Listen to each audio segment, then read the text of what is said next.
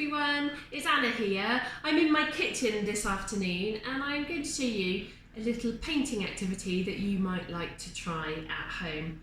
The first thing you need is some paint. It's really nice to have a few different colours for this activity because they might mix up together and make some different colours.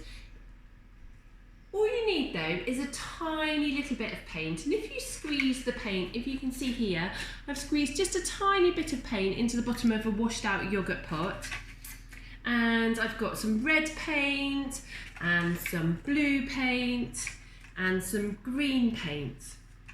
Now into each of these paints I have dropped a marble. So if you've got some marbles at home, that's really good. Pop one into each paint.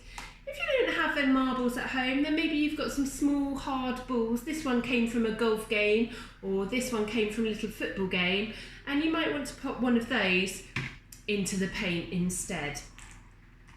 Now the next thing you need is a piece of paper. Here's just a plain piece of white paper, but you might want to use some coloured paper and maybe cut it into some shapes. I've done a flower and a fish.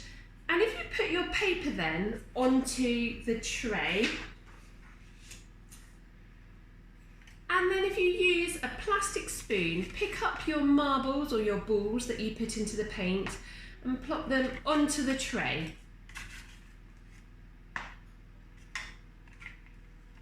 Pick it up with the spoon and put it onto the tray. Now, the next bit is the really fun bit where you do the painting. If you can just show, if I show you here on the camera, you need to just roll the balls and the marbles around the paper. You might want to shake it from side to side, or up and down, and round and round. And as you roll them around, the marbles and the balls paint the paper. And if you think that it's started to run out, or it's not making as much as you would like, you can just pick them up with your spoon, put them back into the paint,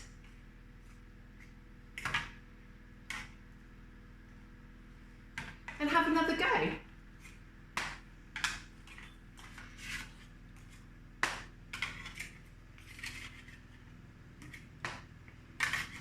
And here we go, roll them around, see them paint onto the paper.